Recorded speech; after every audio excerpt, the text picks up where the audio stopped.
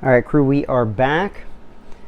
Today we are going to be diving into something a little different. We have the Anechoic AnechoX 223 suppressor. They offer two separate models, one being the 223L, which is 8.1 inches, so a little taller or longer, and then your 223, which is this can here. This one comes out at 6.6 inches. And the L being the 8.1, so again, just a little taller. And with that, I mean, the L, if you are chasing, sound reduction, the L is going to give you a little bit more sound reduction. Diameter on these cans is 1.6 inches. So if you are somebody that likes to tuck your suppressors, you are going to want to be aware that this is a little bit wider. And with that, I tested it out on, I have a Zero Delta rail that should fit a 1.5 inch suppressor in there. It did not fit the 1.6. However, on a Aero enhanced handguard, these fit right in there, no problem at all. So just something to be mindful of. They do come with a 1/2x28 direct thread on there. This is hub compatible. So currently, one reason that I haven't made it to the range is, as you can see on my Brownell's BRN 180 back here, I do have a rugged brake on there. I have been running rugged suppressors for quite some time. They're 30 cal cans, so excited to jump into an actual 223 556 proprietary can. But I do have a fair amount of their muzzle devices that I'm invested in. So I went ahead, I ordered the rum mount, which at this point is actually taking longer than the tax stamp for this Anechoic 223. The tax stamp on this took 34 days. So that was doing it via e-forms, but also sending in paper fingerprints. I was kind of curious what the turnaround on paper prints would be, and I also didn't have time to get digital prints on the day that I was doing my submission, so I went ahead and just sent in the paper prints. Turnaround was still very impressive. I've waited over a year for some of the rugged cans that I have. This was 34 days, so very impressive. But again, I got now I'm waiting on my hub mount, and then we're going to hit the range with this thing. And if I don't see it soon, I'm just going to hit the range and direct thread this on something, because I'm antsy to test it out. Material wise, these are made out of, again, they're titanium, so it is grade 5 STA 1000 titanium. Now YouTube does not like assembly or disassembly, but I'm going to go ahead and I will probably cover this while I'm doing it. But we do have, you can see on the front here, I'll show you this quick here. You can see it is a low back pressure design. But let me go ahead and one thing to note with this, with the front cap, this is reverse threaded. Keeps throwing me off every time I go to unthread it. And actually, one other thing before we jump into that, Anechoic gives you this beautiful box. Presents really well, but when you do hit the range, and likely I'm assuming most aren't going to be storing in there, which does bring me up to the other topic I wanted to bring up. But we do have multiple tools to be able to remove the back cap, so you can put on your hub device. Slide those back in here, and then on the front, you probably noticed it when I was holding it up, but that is a T60 Torx. So if it gets really gunked up and stuck on there, you can throw your T60 right on the front and break it free. But again, remember that it is reverse threaded, because that has thrown me a few times here. And as far as the storage piece, the other piece that I was going to talk about was, have the Magpul DACA medium. This is the perfect size for the the 223. If you were to do the L, I would imagine you're going to want the large one, but lengthwise and everything, the medium fits the 223 in there perfectly. I snagged this off of my buddies over at Brownells. But let's go ahead and check out the insides of this suppressor. I'm going to pop the top off screen here. As I mentioned, YouTube is not too friendly to assembly and disassembly.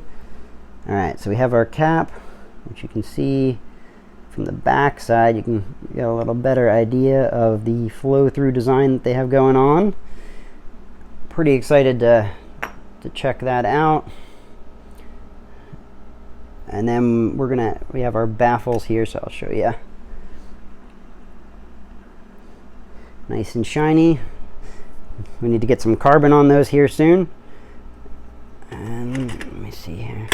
Again, I'll probably try to cover this, just the removing of the tube, because YouTube will cry. But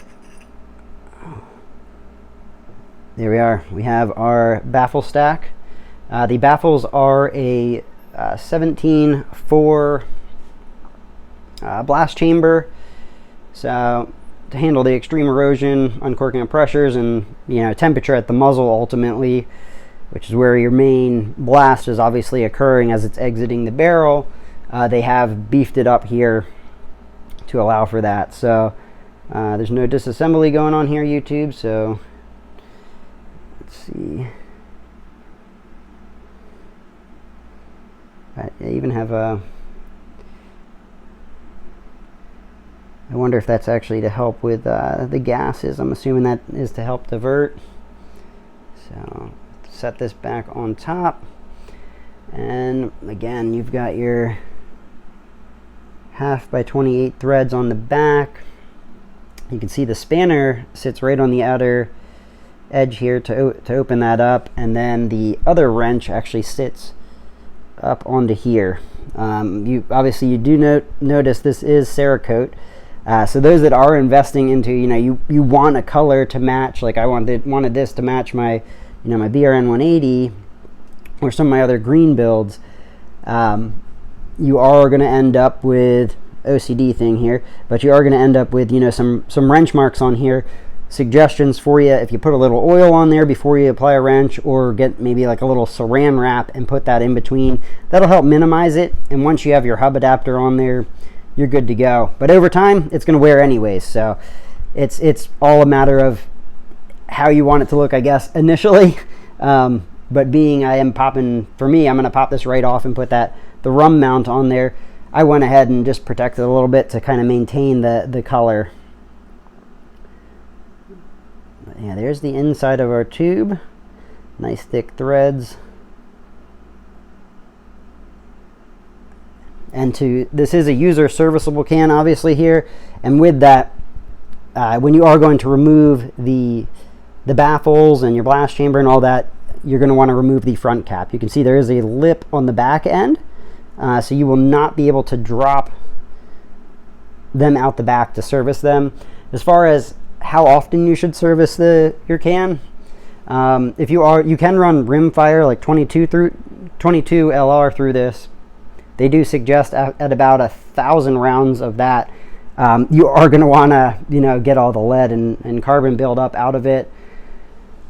If you are running high pressure rounds, 223, 556, it's not exactly necessary. But if you wanted to pull it apart and clean it, what was suggested was around 3,000 to 4,000 rounds. I asked that direct from Anechoic, so that is the number I was provided, current state. But yeah, I mean, for the most part, a lot of those high pressure rounds just tend to, I think, throw all the crap out the front end there. So yeah, super excited to check this thing out. Again, sound reduction is going to be about 36 decibels. And then if you were to go with the L, a little bit less, or sound a little quieter. And yeah, I mean, this is a maximum maximum bullet diameter that would travel through these baffles would be 0.224. So definitely, you know, you're 223 or less, you are safe to go, as it is the 223. And it is full auto rated. They do have some, you know, qualifiers for that, I want to say.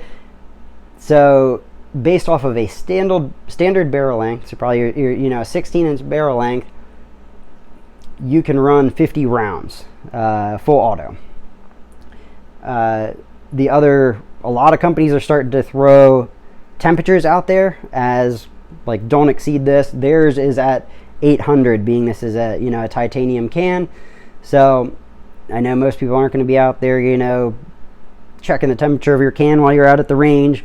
But if you are someone that does, you know, have SOT or the capability of running full auto, you do want to be mindful of how many rounds you're putting down, because with shorter barrels, it's going to be a lot less than the 50 rounds that they have mentioned. So again, super excited to check this out. We'll be doing a follow-up once I actually make it out to the range, or once I get my rugged rum, so we can get this thing thrown on our BRN 180 and my my other SBR. But yeah, super excited to check these out. Super excited to check out the kind of the low back pressure design that they have going here, and see how that compares to what I'm used to.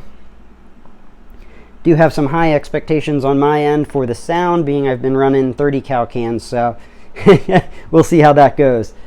But I will catch you guys later. As always, if you slide over to Brownells, use code BOP10, you can save 10% on orders over 150. If you want to learn more about the Anechoic suppressors, there is a link down in the description to check them out as well. And yeah, drop your questions below, subscribe. I will be following up with more on this. I did recently get some T-mags in, so we're going to be taking a look at some T-mags, working on building out a Geisley URG eye-upper. Got a few different projects in the works, but I will catch you guys later. Run, suppress, stay blessed.